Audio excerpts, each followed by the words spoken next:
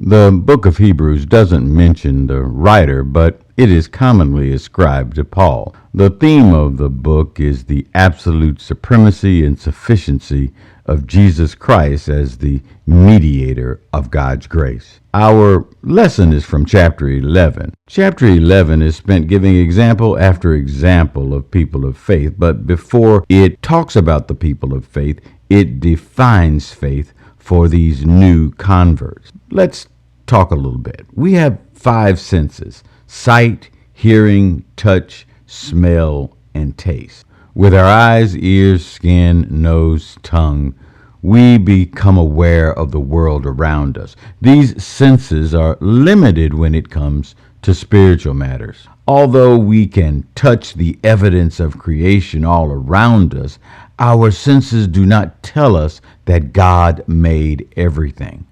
Paul tells us faith is that connection that ties what we can see with the truth about what we cannot see. Faith is the belief so compelling that we are assured that our hopes are really happening, even though our senses do not support that belief. Faith is our conviction, our rationale, our proof that things which we cannot see are really there for us. And it is our faith that links the world we see to the God we cannot see with our eyes. Our faith brings us in a relationship with God by which we are approved. Looking at the list that Paul lays out in chapter 11, these people gained approval with God not because of their righteous character or their good deeds, but because of their faith. Remember, Paul is writing to those who come from the Jewish tradition, so they're aware of these noted figures in Jewish history. He speaks of Abel, noting that while dead for about 6,000 years at that time, he is still speaking even now about his faith very clearly. He speaks of Enoch, who walked faithfully with God for 365 years and was spared death because of his faith. Paul also includes flawed people of faith, and yet their faith allowed them to be instruments of God. He writes of a guy who built and sailed an ark while the world called him crazy, but who also got drunk and passed out naked in his tent.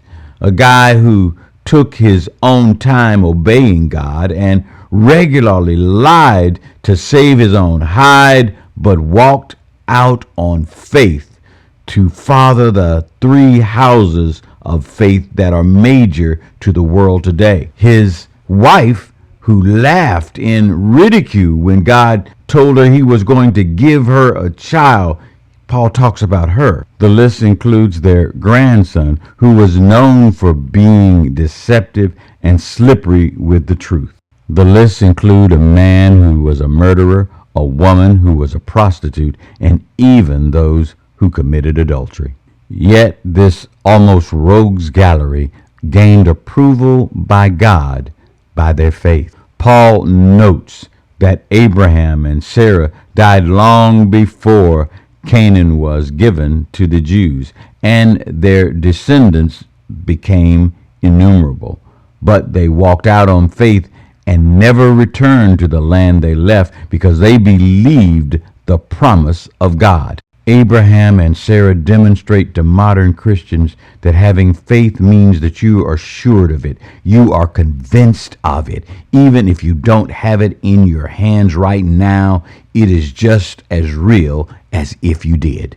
While we see the world and the planets, it is our faith that lets us know that God spoke and made them.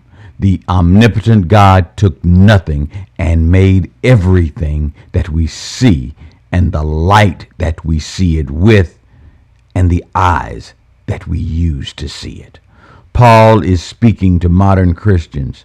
always looking for scientific explanations for events, saying, let faith connect what you can see with what you cannot see.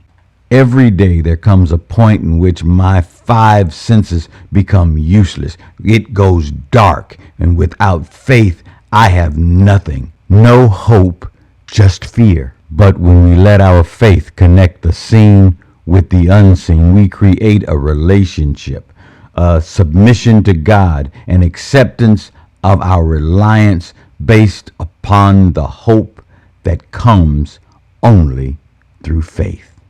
That's the lesson for this week. Have a great week. Bye.